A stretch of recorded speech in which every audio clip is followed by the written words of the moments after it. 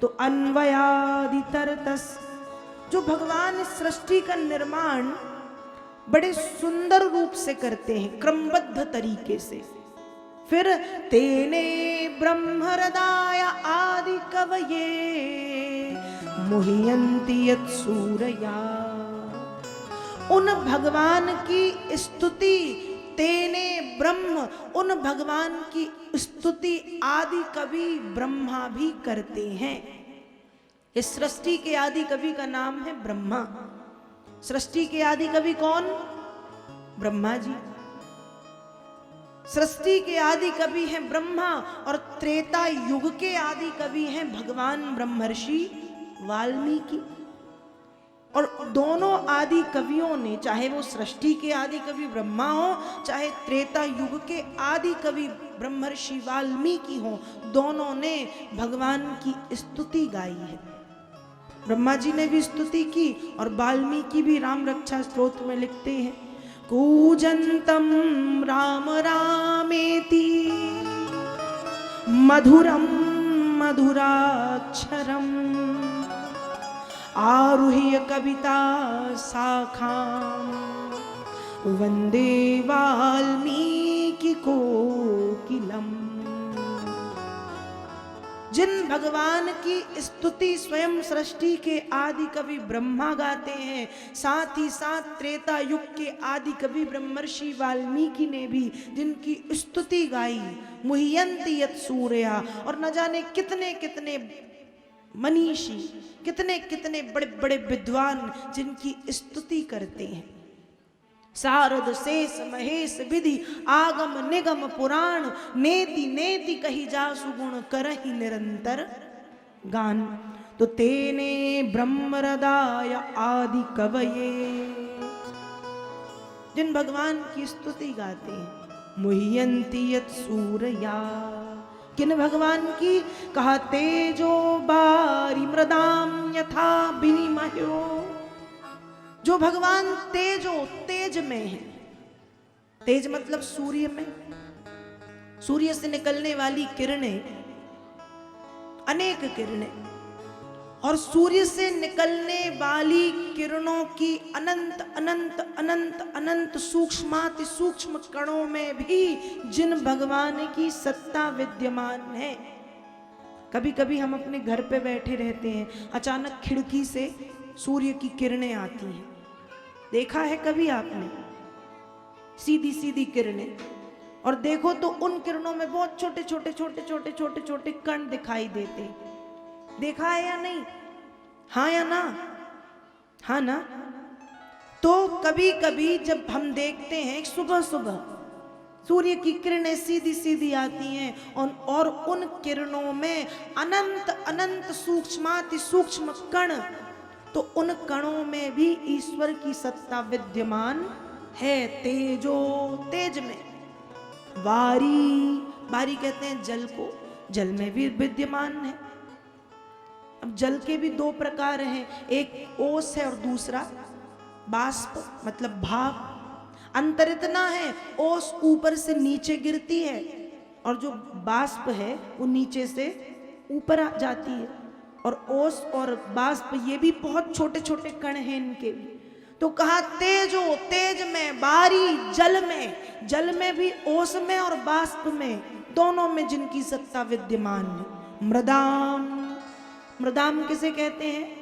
मिट्टी में, मिट्टी के एक एक कण में भी जिनकी सत्ता विद्यमान है। यत्र त्रिसर्गो मृषा, त्रिसर्गो मृषा, तीनों कालों में। तीन काल मतलब भूतकाल, वर्तमान काल, भविष्य काल, जो थे, जो हैं और जो रहेंगे। धाम्ना स्वेन सदा निरस्तकुहकं सत्यम परम धीमहि। ऐसे भगवान को परम सत्य कहा। क्या कहा है? परम सत्य, सत्यम परम धीमहि। ऐसे भगवान को परम सत्य कह करके श्री व्यास जी महाराज ने ऐसे भगवान की वंदना की। भागवत जी के प्रथम स्कंद के प्रथम अध्याय का पहला श्लोक, फिर प्रथम स्कंद के प्रथम अध्याय का दूसरा श्लोक। दूसरे श्लोक में वेद व्यास जी महाराज धर्म के महत्व को और धर्म शब्द को परिभाषित करते हैं कि धर्म क्या है। धर्म क्या है? आज हमने धर्म के विषय में बहुत सुना, लोग बहुत धर्म के बारे में बोलते हैं कि धर्म क्या है। हमने सुना है धारयतीति धर्मा, जिसे जीवन में धारण किया जा सके वही धर्म है। हमने सुना है कि धर्मो रक्षति रक्षिता, जब हम धर्म की रक्षा करते हैं तब धर्म हमारी रक्षा करता है। धर्म क्या है? श्रीमद् भागवत जी में धर्म के 4 चरण बताए गए, जिनके विषय में आगे आप सुनेंगे। श्रीमद् भगवत गीता में धर्म के 26 अंग बताए गए।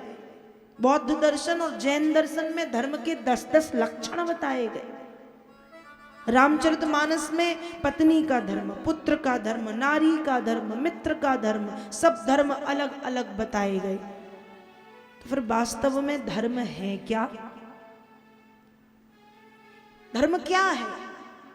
यदि एक शब्द में परिभाषित किया जाए तो वेद व्यास जी ने एक शब्द में परिभाषित कर दिया, धर्मः प्रोज्झित कैतवोत्र परमो निर्मत्सराणां सताम् वेद्यम वास्तवमत्र वस्तु शिवदम तापत्रयोन्मूलनम्।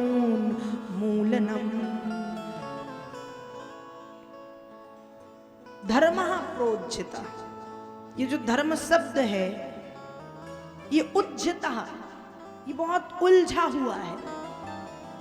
उलझा हुआ है या नहीं, हमको खुद समझ में नहीं आता कि धर्म क्या है।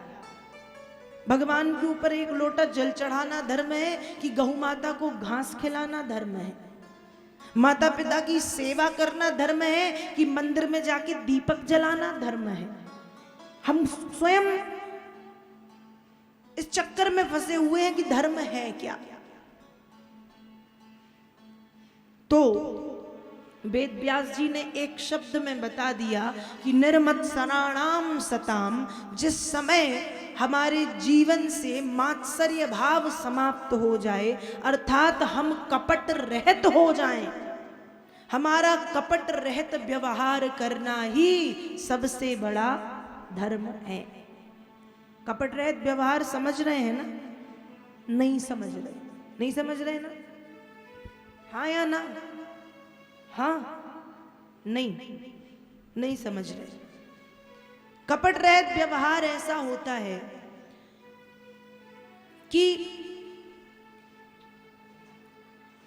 हमारे मान लो पड़ोसी हैं, उनने हमसे ज्यादा उन्नति कर ली तो हम भीतर ही भीतर जल रहे हैं, कपट का भाव रख रहे हैं, उल्टे सीधे भाव उनके विषय में सोच रहे हैं, उनकी बुराइयां कर रहे हैं।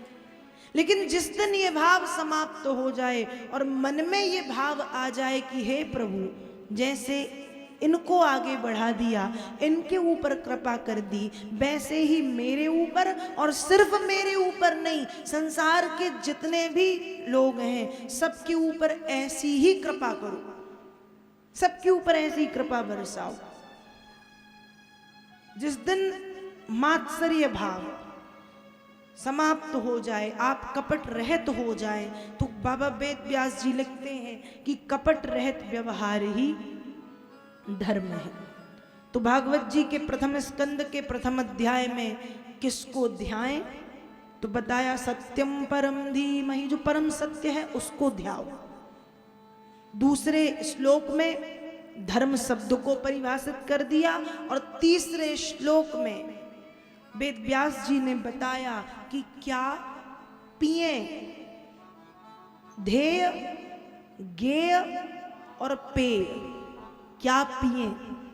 तो निगम कल्पतरोर गलितम फलम सुख मुखादमृत द्रव संयुतम पिबत भागवतम रसमालयम मुहुरहो रसिका भुवि भावुका। क्या पिए? पानी पिए, जूस पिए, मैंगो शेक पिए, बनाना शेक पिए, मिल्क शेक पिए, क्या पिए? तो कहा निगम कल्पतरोर गलितम फलम, वेद और शास्त्र रूपी वृक्ष में ये भागवत रूपी एक फल लगा है। कैसा फल? कहा गलितम फलम, बहुत पका हुआ मीठा फल। जैसे आम के वृक्ष में आम का पका हुआ मीठा मीठा फल लगा रहता है, और आम जब खाओ, एक बार एक आम खा लो तो एक आम खाने पर भी संतुष्टि नहीं मिलती। गर्मी के दिनों में जब आम आते हैं, और आम की भी वैरायटी आती है विभिन्न प्रकार के, तो एक खाने के बाद भी लगता है एक और खा लो, फिर एक और खा लो, फिर एक और खा लो, फिर उसका जूस भी पी लेते हैं, वो फल भी खा लेते हैं, फिर उसकी आइसक्रीम बना के भी खा लेते हैं, संतुष्टि नहीं मिलती। वैसे ही कहा कि ये वेद और शास्त्र रूपी वृक्ष में जो गलितम फलम, ये भागवत रूपी जो पका हुआ फल लगा है, सुख मुखादमृत द्रव संयुतम, इसकी मिठास और बढ़ गई। कब? जब कहीं से सुखदेव जी रूपी तोते ने आकर के इस फल को जूठा कर दिया। जैसे कहते हैं कि तोते के द्वारा खाया गया फल कैसा होता है? कैसा होता है? मीठा। कहते हैं ना, हमारे देहातों में ये कहावत है कि तोता जिस फल में आकर के चोंच मार दे, जिस फल को जूठा कर दे, उसकी मिठास बढ़ जाती है। और कहते हैं कि तोते के द्वारा खाया गया फल और मीठा होता है, इसलिए खा लो, ये तोते ने खाया है।